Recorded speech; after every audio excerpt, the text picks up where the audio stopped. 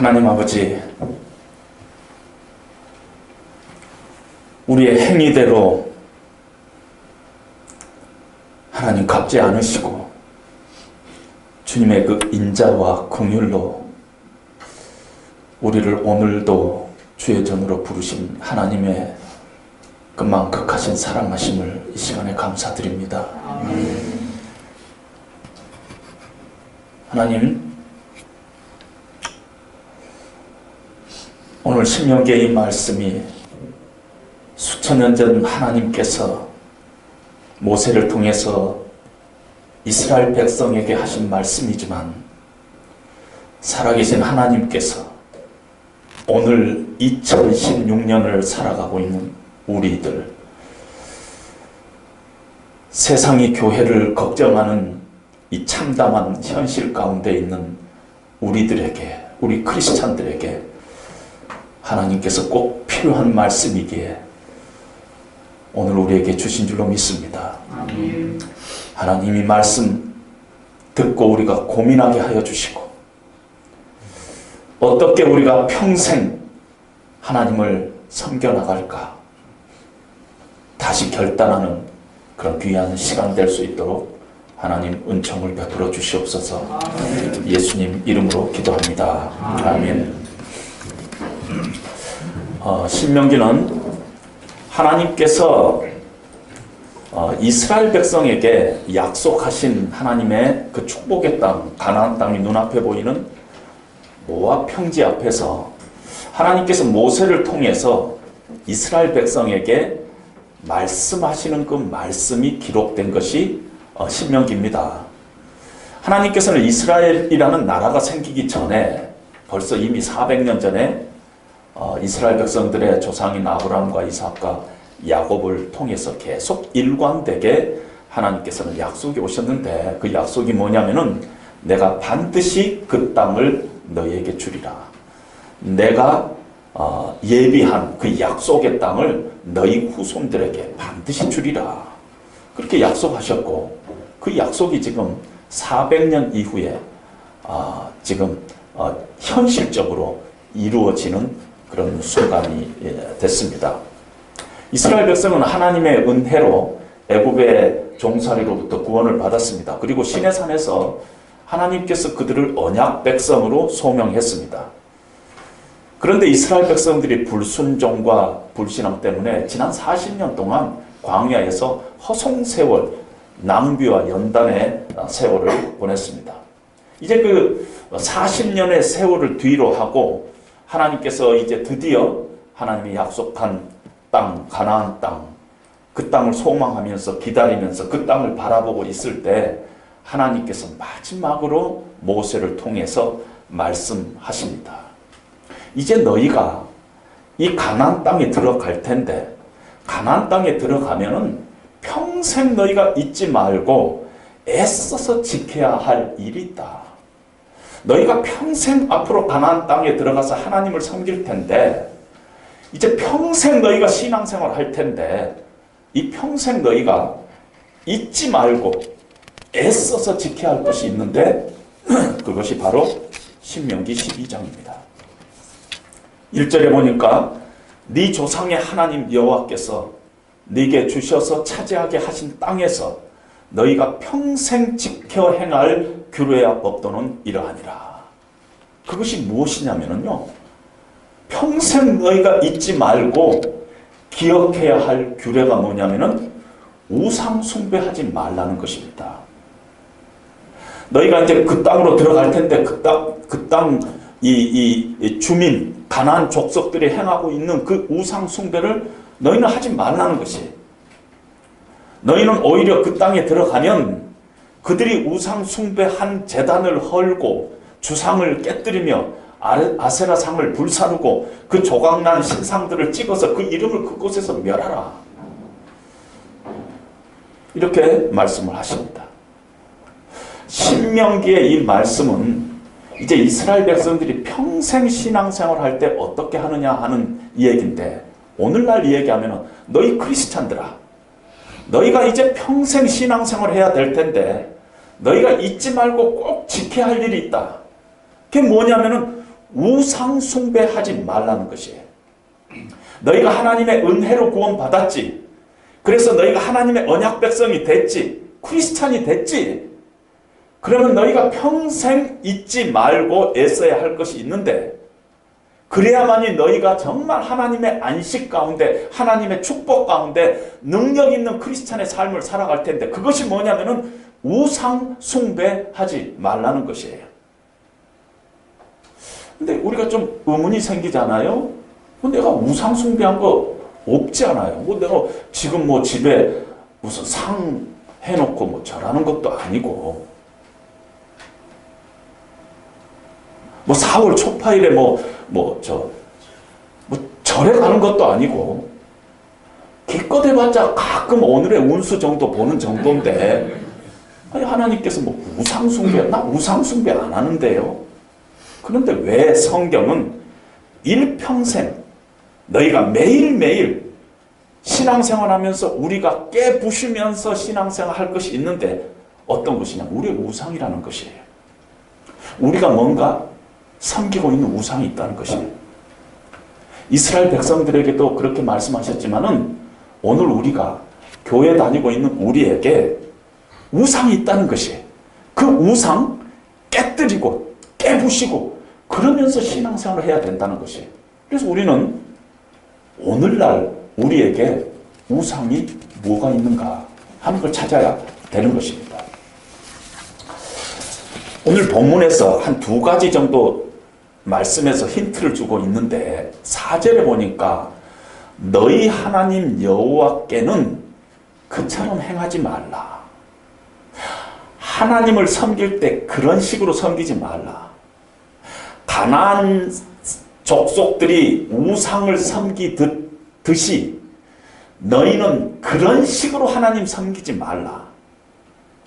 이렇게 말씀을 하십니다. 또 8절에 보니까 너희가 그동안 이 광야에서는 너희 각자 소견대로 하였거니와, 거기에서는 너희 마음대로 했지만 이제 그쪽에 들어가서는, 이제 정말 크리스찬으로 신앙생활 한다 할 때는 너희가 가나안 사람들처럼, 너희가 이곳에서 너희가 행했던 것처럼 너희 소견의 대로 옳은 대로 그렇게 하지 말라는 것입니다.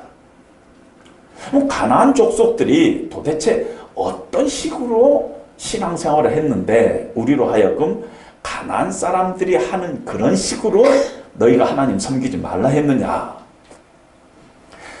2절에 보니까 가나안 사람들이 신들을 섬겼는데요, 높은 산에서 신들을 섬기기도 하고 작은 산 혹은 푸른 나무 아래서 그들이 신들을 섬겼습니다. 푸른 나무 아래서는 어떻게 섬겼을까? 야, 여기가 되게 나무들이 많네? 탐스럽네? 여기다가 신상을 섬기면은 일이 잘 풀리겠네? 여기다 하면 수확이 많겠네? 그래도 좀 높은 산에 하는 것이 더 좋지 않을까? 자기들 눈에 보기에 여기가 좋겠다 하는 곳에 우상을 세웠습니다. 상당히 개인적이에요. 상당히 실용적이에요. 자기 취향대로 한 것입니다. 선택을 하는 이유가, 우상을 섬기는 깊은 동기가 자신의 필요와 욕구를 채우기 위해서입니다. 우상의 힘을 빌려서 결국은 나를 위해서 살겠다는 것이에요. 우상은 왜 우상을 세우느냐 하면은 나를 위해서 우상이 존재하는 것이에요. 그래서 어느 때는 여기가 좋겠다, 저기가 좋겠다, 여기다 하면은 잘 되겠다. 상당히 우상을 섬기는데, 자기들 나름대로 신을 섬기는데 굉장히 사적이었어요. 아주 개인적이고 아주 프라이빗했어요.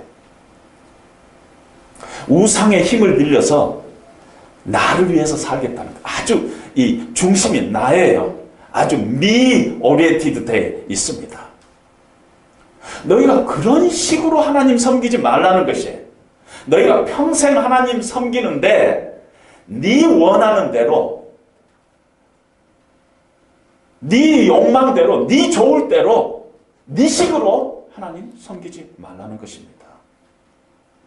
그리고 5절에 보니까 오직 너희 하나님 여호와께서 선택한 곳인 그 계신 곳으로 찾아 나와서 하나님을 섬겨라. 너희 취향대로 너희 필요대로가 아니라 하나님께서 선택한 곳, 하나님이 계신 곳, 하나님의 법도대로 하나님께서 원하는 식으로 하나님께서 기뻐하는 식으로 신앙생활 하라는 것입니다. 네 욕심대로, 네 취향대로, 네 필요대로, 네 소견대로 신앙생활 하지 말고 하나님의 뜻대로 하나님께서 무엇을 원하신가? 하나님이 어떤 식을 원하시는가? 하나님 뭘 기뻐하시는가? 그렇게 신앙생활 하라는 것입니다. 여러분, 우리도 모르게 이 시대가 어떤 시대냐면은 미 제너레이션이에요. 나에게 의미가 있어야지 그것이 의미가 있는 것이에요. 내가 만족해야만이 그것이 가치 있다고 생각하는 이 시대 속에 우리가 살고 있습니다. 목사님들 설교도 이렇게 들어보면은요, 텍스트하고는 아무 상관없는 설교를 하시는 분들도 있어요. 텍스트가 갖고 있는 그 자체 객관적인 의미나 그 텍스트를 통해서 저자가 우리에게 전달하고자 하는 그 어떤 내용, 그 언어가 갖고 있는 의미가 있잖아요. 우리 성경이 하나님 말씀이라면 하나님께서 우리에게 주시고자 하는 하나님의 어떤 뜻이 있을 텐데 그건 아무 상관없어요. 읽는 사람에 따라 각각 서로 다른 의견을 가질 수 있다고 생각합니다. 그래서 절대적인 진리를 부인하면서 대단히 성경 해석도 개인적이고 또 상대적인 해석을 합니다. You have your truth, but I have my truth. Don't bother me. 신경 쓰지 말라는 거야. 네가 믿으면 너는 그런 식으로 믿으라는 거야. 나는 이런 식으로 믿겠다. 나는 이런 식으로 해석하겠다.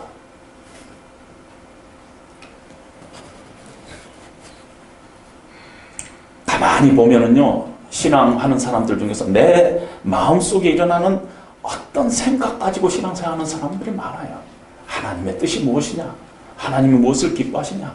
하나님의 뜻을 찾기 위해서 고민하고 그러기보다는 그냥 적당히 떠오르는 생각, 이거 하니까 뭐 통하더라? 이렇게 해봤더니 먹히더라? 목사님들 중에서 이 프로그램을 해봤더니 교회가 성장이 되더라? 이런 식으로 대단히 가난한 식으로 신앙생활하고 있다는 것입니다. 한국의 목사님들 중에서 인도에 가서 이방인들의 주문과 기도를 배워가지고 사용하는 분들도 있는 거 아세요? 그런 시대 속에 우리가 있습니다.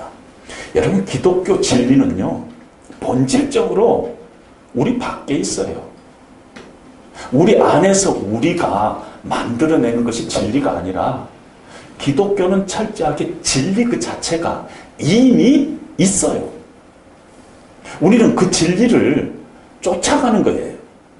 우리가 우리 마음속에서 진리 만들어가고 그런 게 아니라는 것입니다.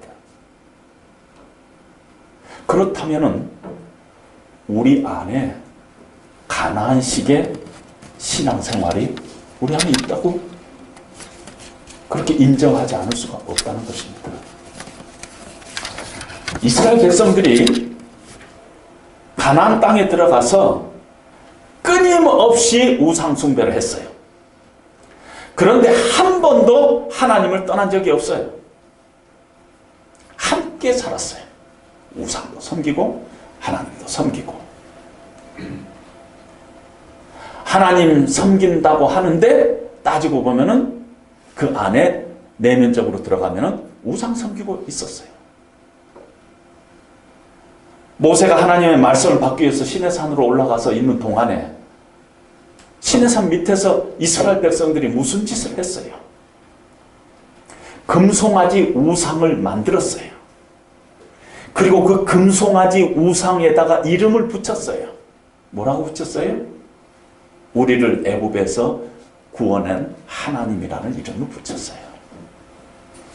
하나님까지도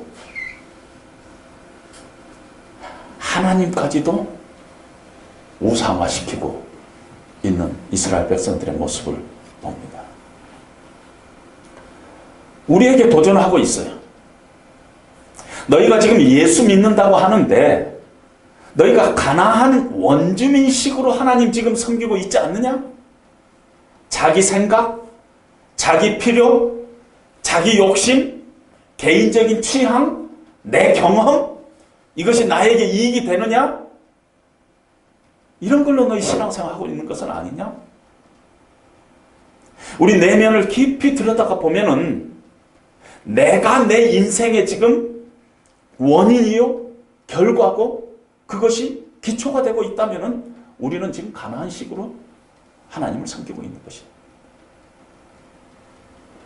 하나님조차도 우상화시키고 있습니다. 내 필요를 위해서 하나님 하지만은 사실은 하나님이라는 우상을, 그 내용은 우상 숭배하고 있다는 것입니다.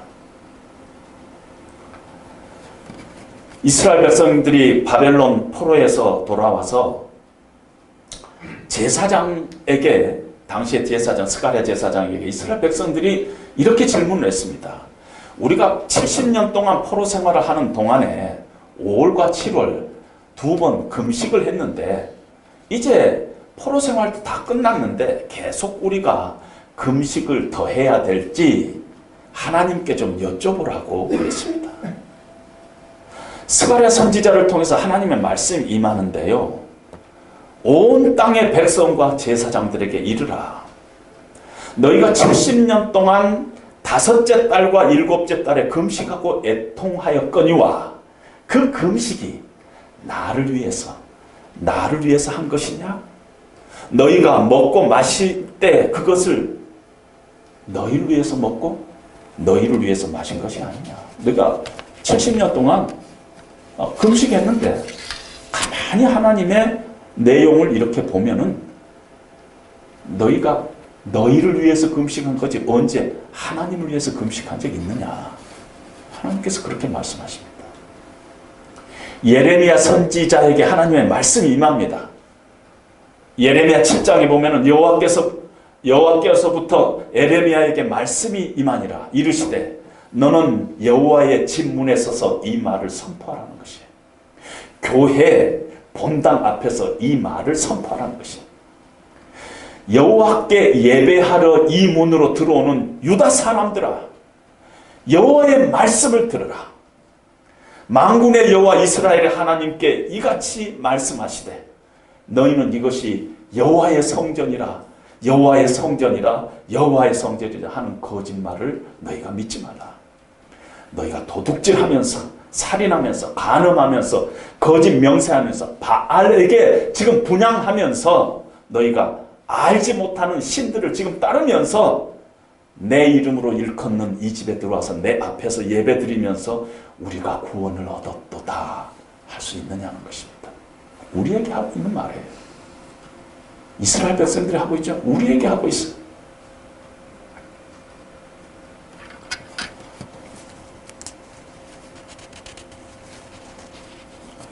우리가 평생 신앙생활 하면서 우리가 잊지 말고 기억해야 할 거, 늘 애쓰고 힘써야 할 게 우리 마음속에 있는 은밀한 우상들을 계속 부셔나가야 한다는 것이. 파괴하고 또 파괴하라. 단어 자체가 원래 갖고 있는 의미, 계속 우상을 파괴하고 또 파괴하라. 네 소견대로 하려는 생각, 내 이익, 내 의지, 내 필요, 내 자존심, 나를 위해서, 내 취향대로 이렇게 지금 신앙생활 하고 있다면은 교묘하게 하나님을 섬기는 것 같지만 사실 그 중심점은 우상이다 하는 것입니다. 그게 우리의 모습이라는 것입니다. 실제로 내 생각과 내 가치관 깊은 곳에 만약에 우리가 하나님보다도 더 중요시 여기고 더 집착하고 더 의지하고 더 만족하고 더 관심을 가진 것이 있다면은, 그래서 보이지 않게 그것이 내 인생의 목적이 되고 있고 내 인생의 의미가 되고 있고 내 인생의 기쁨이 되고 있고 또 내 행동의 동기가 되고 있다면은, 그래서 그것이 실제적으로는 내 마음의 왕자에 자리 잡고 있다면은 그것은 우상이라는 것입니다.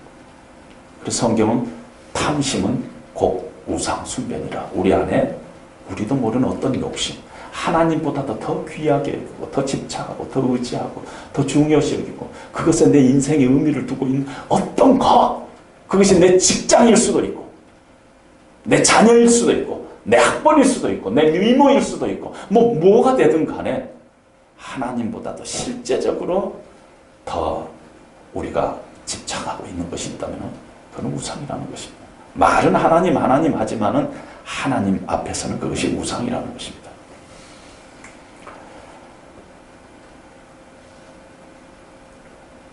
가나안 땅에 들어가서 너희가 평생 지켜야 할 규례와 법도는, 너희가 애써야 할 것은 크리스찬들아, 너희 안에 신앙이라는 이름으로 둔갑되어 있는, 이렇게 감춰져 있는 우상이 있는데 그거 매일매일 깨부시라 하는 것입니다.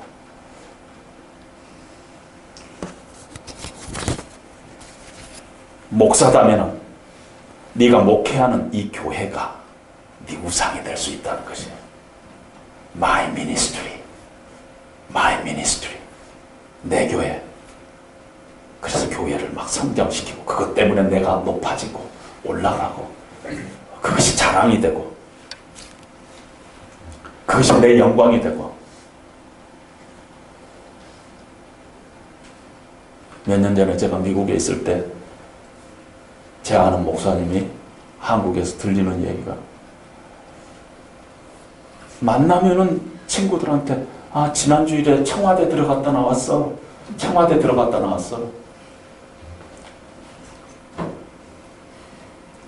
이미 교회가, 이 목회가 하나님 앞에서는 우상으로 되고 있다는 것입니다. 직분도 마찬가지예요. 제가 섬기던 교회에서는 장로님들 이렇게 피택되고 나서 제가 그렇게 선언했습니다. 교회 전체에다가 10불짜리 시계 하나라도 교회에다가 내놓으면 안 된다고. 장로님이 이렇게 피택되면 그 죽는 순서예요. 고난의 잠 맞는 순서가 장로님이세요. 그것이 가문의 영광이 아니라는 것이에요. 그것이 돈 봉투 교회에다 내놔야 될 일이 아니라는 것이에요. 한국에 오니까 그런 일들이 비일비재하다 그러더군요. 어느 교회는 장로님이 돈이 없어서 못 된다고 그러더군요. 직분은 이미 그 교회 안에서 우상인 것입니다. 우리가 늘 비판적으로 생각할 건 아니지만은 건강한 비판이 필요한 때예요.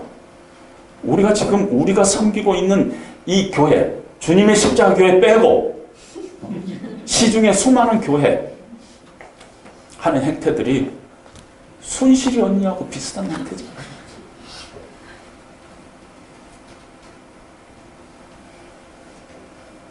여러분, 사실은 우리가 어제도 제가 종로 3가에서 한 1시간 걸어 다녔었는데, 우리가 이렇게 촛불 시위를 하지만은 교회 앞에서 횃불 시위해야 되는 거 아니에요? 사실 가장 낙후된 가치를 갖고 있는 집단이 어느 틈인가 교회가 되고 말았어요. 얼마나 창피한 일이에요. 여러분, 이건 기회라고 생각합니다. 하나님께서 우리에게 기회 주신 것이에요. 국가가 바로 잡히면서 우리 한국 교회도 기독교도 완전히 뒤집어져야 되는 것입니다. 다시 새롭게 그리스도 중심적으로 다시 세워나가지 않으면 안 된다는 것입니다. 그러기 위해서 우리 심령에 우리가 촛불 세워야 되는 것이에요.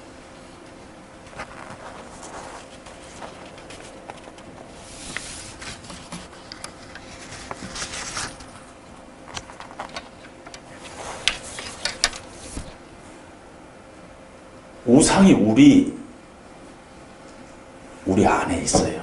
그렇죠? 우리가 예수를 믿을 때 실존적으로는 그리스도 예수의 사람들은 육체와 함께 그 정과 욕심을 십자가에 못 박았어요. 실존적으로는. 그런데 실제적으로는, 실천적으로는 우리는 매일매일 우리의 정과 욕심을 십자가에 못 박아야 되는 것이에요. 그런데 우리의 이 마음에서부터 이렇게 욕심이 나오고 또 이렇게 우상이 결국 이렇게 나오는데, 이 칼빈은 타락한 우리의 마음이 우상을 만들어내는 공장이라고 그랬어요. 우리 마음 속에서 이렇게 끊임없이 우상이 만들어지고 있어요. 지금도 공장이니까. 그리고 공장은 물건 하나만 만드는 게 공장이 아니니까 매스 프로덕션 하고 있어요. 지금 이 순간도 우리는 끊임없이 우상이 만들어지고 있어요. 우리의 욕심, 죄가 오늘도 이 순간도 만들어지고 있어요. 그걸 끊임없이 우리로 하여금 깨부시라고 하고 있습니다. 설령 그것이요, 신앙생활 같이 보여도 우상인 경우가 참 많아요. 그리고 그거는 죄의 영역이에요. 사탄의 영역이에요. 기복신앙 같은 거, 우리가 신앙이라고 이름을 붙이죠. 우리가 하나님 앞에 복을 구하는 것은 나쁜 것이 아니지만은 그 복을 얻기 위해서 하나님을 수단화하고 있다는 점에서 기복신앙은 철저하게 비성경적이라는 것이에요. 그래서 더 우리가 욕심을 내게 만들고, 그것 때문에 하나님께서 우리에게 주시는 그 평강과 기쁨과 자유가 없어진다면 그건 우상의 영역이라는 것입니다. 결국 우리를 파괴하고 우리에게 하나님께서 주시고자 하는 참된 안식을 빼앗아버리고 신앙생활을 완전히 껍질로 만들어버리는 것이 바로 우리의 우상숭배인 것입니다.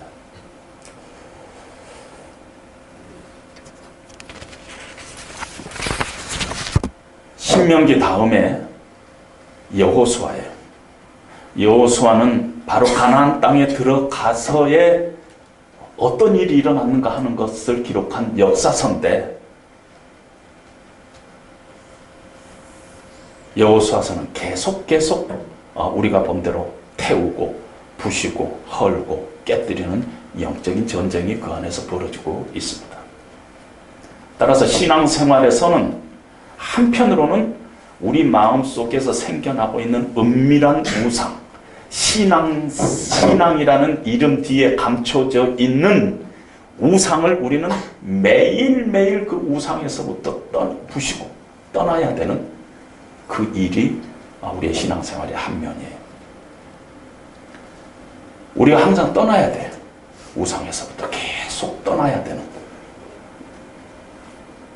우상을 우리가 계속 부시는, 매일매일 매 순간순간 그 일이 우리의 신앙생활의 한 파트예요.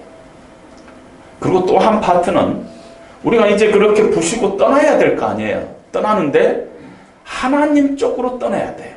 딴 데로 떠나는 것이 아니라 내 정과 욕심, 내 소견, 나를 십자가에 못 박고 그것을 떠나 하나님께로 나가야 돼요.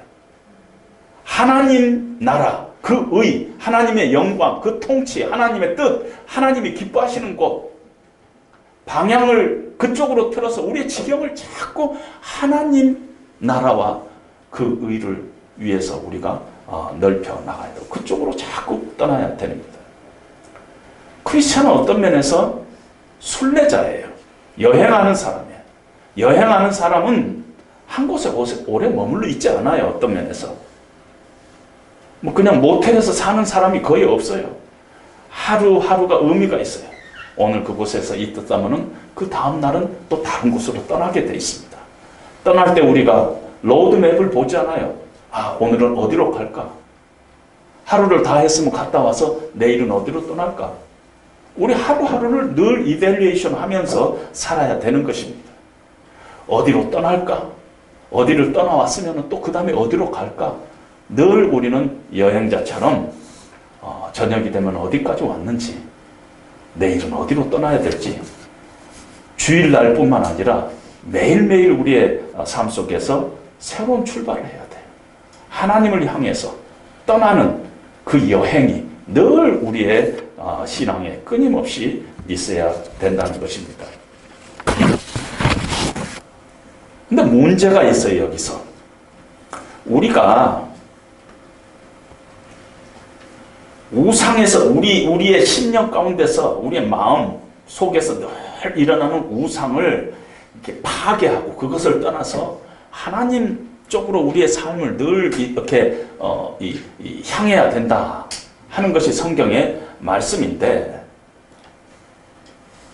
우리 안에서 순간순간 이렇게 쏟아져 나오는 이 욕심들, 이 죄들, 이 우상들을 어떻게 그렇게 쉽게 할 수 있느냐는 것이에요.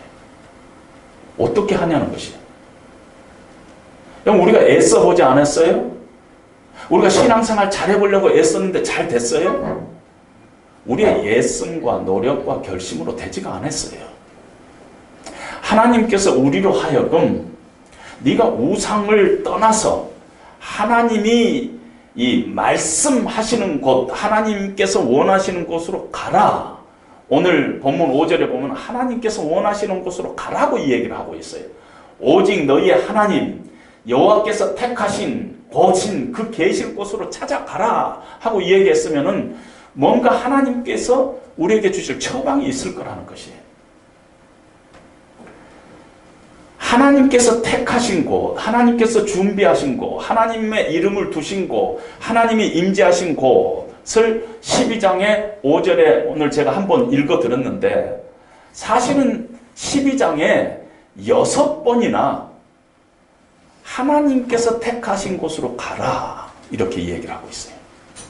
14장에서 4곳, 16장에서 6곳, 17장에서 2곳, 15장과 18장에서 각각 한 곳 해가지고 오늘 이 본문 주변에 내가 하나님께서 원하시는 곳으로 너희가 떠나라 하는 말씀을 21번이나 하고 있습니다. 근데 막연하잖아요. 내가 원하는 곳, 하나님께서 원하시는 택한 곳으로 너희가 가라 해놓고 택하신 곳이 어딘가를 얘기를 하고 있잖아요.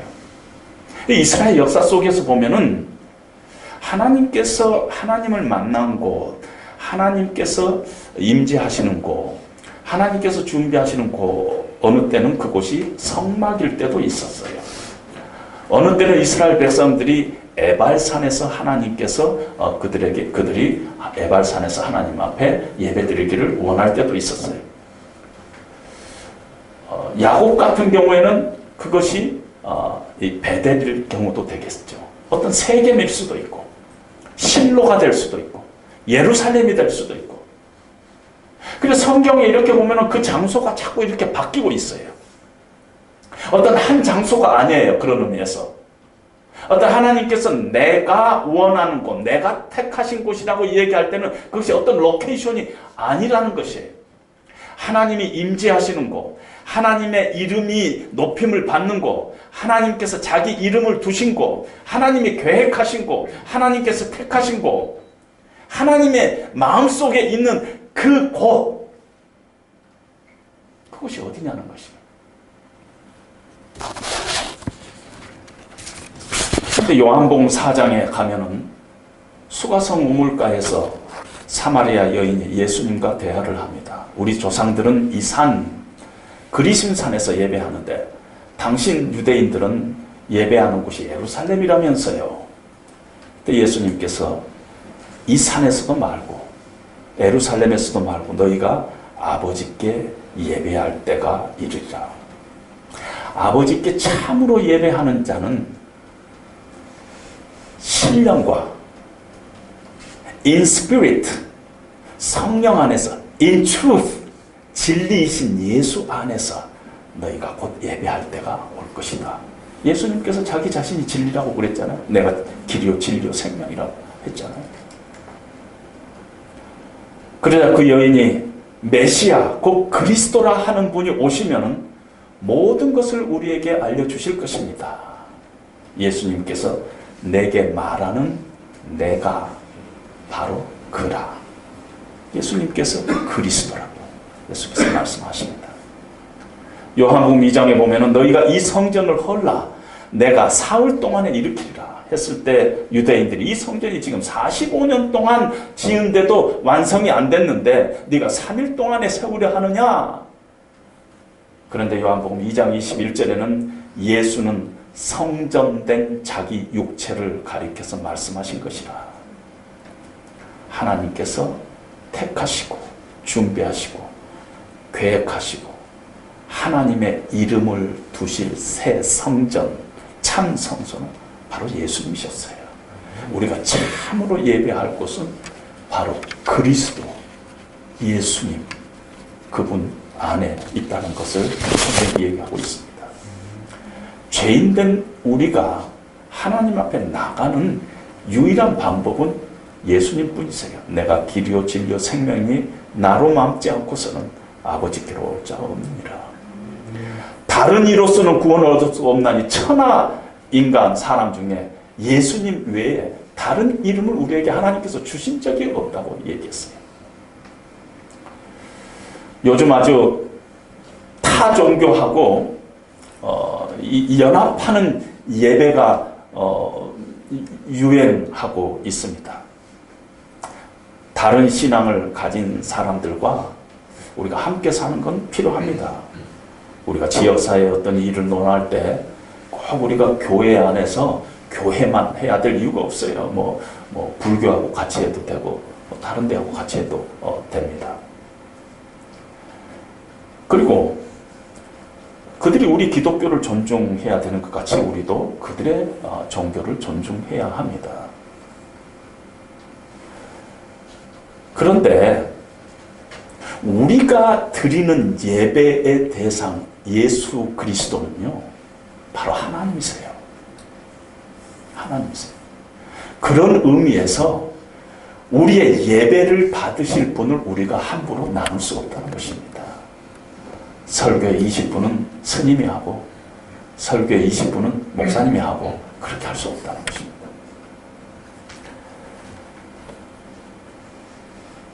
기독교도 어떤 면에서 넓혀야 돼요.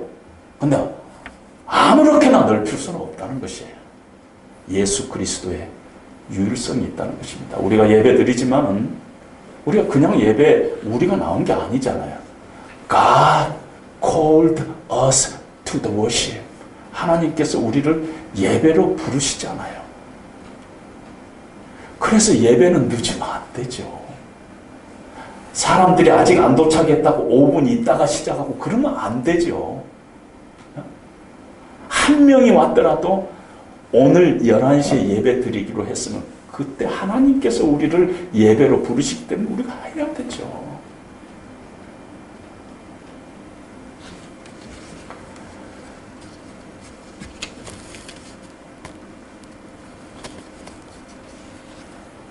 나를 묶고 있는 어떤 우상들, 내 안에 있는 우상들, 육신의 정욕, 안목의 정욕, 이생의 자랑, 하나님조차도 우상화 시키려는 이 내 안에 있는 죄의 파워, 그것을 깨뜨릴 수 있는 능력은요, 우리 안에 있지 않아요. 예수님 안에 있어요. 예수님 만나서 그분이 주시는 그 능력, 은혜, 그걸 힘입지 않으면 우리는 결코 순간순간 우리의 심령 가운데서 이렇게 콸콸콸 쏟아지는 죄의 우상의 그 프로덕트를 우리가 어떻게 할 수가 없어요. 예수님만이 그것을 해결하실 분이에요. 주의 보혈 능력이 있도다. 주의 피 믿어. 우리가 예수 그리스도의 십자가 외에는 그리스도가 우리를 위해서 흘리신 그 보배로운 피의 공로, 그 은혜, 그걸 우리가 이 체험하고 오늘도 감격하고 그 은혜 감사하고 그 예수님을 나의 인생의 주인으로 모시는 그 자리 아니고서는 우리의 죄의 문제, 우상의 문제를 우리는 해결할 수가 없습니다. 순간순간 우리의 심령 가운데서 매스 프로덕트 되는 그 죄, 우상, 공장에서 쏟아지는 것을 우리가 어떻게 해결할 수가 있어요?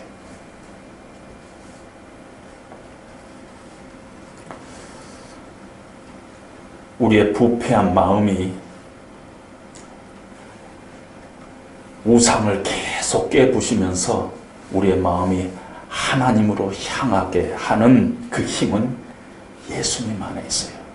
그래서 신앙, 그 떠남과 향함의 여정의 모든 중심에는 예수님 그 은혜를 우리가 받았을 때 우리가 그 은혜 때문에 감격하고 감사할 때 그 순간 우리는 우리 안에 죄가 우상이 생산되는 것을 멈추는 것을 우리가 볼 수가 있을 것입니다. 기독교가 세상에 이제 무엇을 내놔야 되겠습니까? 우리 기독교인이. 우리가 정말 하나님이 원하시는 대로 신앙생활 하면은 그렇게 하나님이 원하시는 거룩한 크리스찬으로 우리가 살아갈 수만 있다면은 그것이 우리에게서 나온 것이 아니라 하나님 우리가 붙잡고 있을 때만이 가능한데 그렇게 된다면은 세상이 우리를 걱정하는 이 참담한 현실에서부터 다시 예수님 때문에 우리는 다시 회생할 수 있다고 생각합니다. 아멘. 우리에는 소망이 없어요. 그러나 예수님 안에는 소망이 있습니다. 아멘. 교회는 지금 소망이 없어요. 그러나 교회의 주인이신 예수님 우리가 믿고 그분 의지하고 그 주님의 은혜 가운데 우리가 있기만 하면 반드시 하나님께서는 우리를 변화시켜 주시고 변화된 우리를 통해서 세상은 다시 우리를 바라볼 것입니다. 예수님만이 하나님의 계획이요. 예수님만이 하나님의 비밀이요. 하나님의 전부예요. 생명과 경건에 속한 모든 것이 예수 그리스도 안에 있어요. 하늘의 모든 신령한 복이 예수 그리스도 안에 있어요. 그래서 우리가 자꾸 다른 데서 방황하지 말고 정말 예수님을 어떻게 잘 믿어볼까? 어떻게 하면 내가 하나님의 그 은혜 가운데서 늘 내가 강하게 내 심령을 붙잡고 있을까? 거기에 우리가 감동하면은 자연스럽게 우리의 손이, 우리의 발이 하나님이 기뻐하시는 쪽으로 움직일 것입니다. 그것이 안 되니까 늘 우리는 입으로, 머리로 신앙생활하고 있다는 것입니다. 우리의 부정한 모든 것, 말키는 것, 예수님 십자가 아래입니다. 미국의 LA에 가면은 교회 이름 중에 영원히 그리운 고향 교회 뭐 이런 있습니다. 이제 미국에 와서 고향이 그리우니까 고향 교회. 교회 이름도 중요하죠. 그리스도 십자가의 교회. 그리스도 십자가. 여기에 우리의 모든 해결이 이 안에 다 있잖아요. 예수님이 우리의 길이요 진리요 생명이시고 우리의 모든 우상을 다 깨부실 수 있는 능력이 예수님 안에 있어요. 십자가 아래 우리가 무릎 꿇었을 때 하나님께서 우리에게 은혜 주시고 그 십자가의 보혈이 우리의 모든 죄를 맑히시는 보혈의 능력이 그 안에 있다는 것을 늘 여러분들이 기억하면서 남은 인생을 그렇게 주님의 십자가 붙잡고 살아가시는 여러분 되시기를 주님의 이름으로 축원드립니다. 잠시 기도하겠습니다.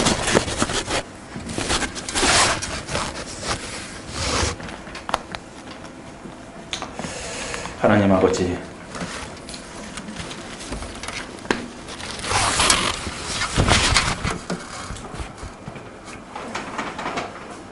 우리 안에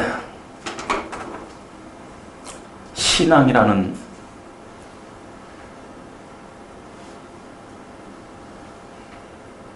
껍질을 쓴 우상이 우리 안에 있음을 주님 고백합니다. 우리는 자주자주 하나님조차도 우리의 욕심을 위해서 우상으로 만들어가고 있는 우리의 죄악된 모습들을 하나님 이 시간에 저희들이 바라봅니다. 주님, 우리 힘으로 할 수 없습니다. 주님만이 이 문제를 해결할 수 있는 것을 저희들이 믿습니다. 십자가의 보혈, 주님의 그 은혜에 우리가 감격하지 않고서는 우리는 어쩔 수 없는 매일매일 순간순간 죄를 범할 수밖에 없는 우리의 연약한 모습을 주님 앞에 내려놓습니다. 주님, 이 시간에 주께서 우리를 위하여 십자가에 죽으신 그 성찬의 의미를 새기면서 저희들이 주님 앞에 나갑니다. 하나님, 우리가 떡과 잔을 나눌 때 하나님, 이 잔과 떡을 주께서 성결케 하여 주시고 이 시간 친히 성령께서 임재하시는 귀한 성찬식 될 수 있도록 주님 인도하여 주시옵소서. 주님의 피 묻은 손이 친히 우리의 손에 떡을 주게 하시고 잔을 주게 하시고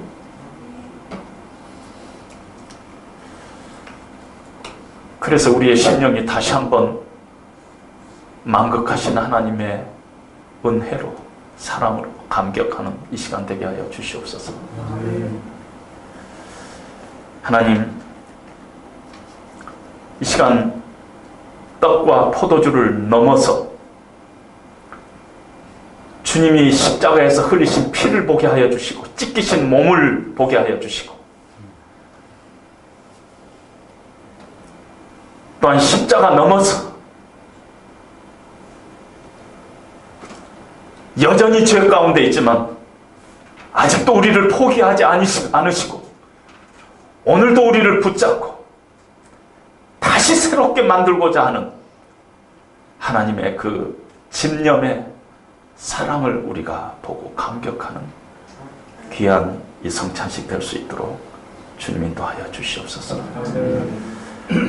주님이 찔리심은 우리의 허물을 인하며 주님의 상하심은 우리의 죄악을 인하며 주님이 징계받음으로 우리가 평화를 얻었고 주님이 채찍에 맞음으로 우리가 나음을 얻었다는 것을 기억하는 그런 귀한 은혜의 시간 될 수 있도록 주님 붙잡아 주시옵소서.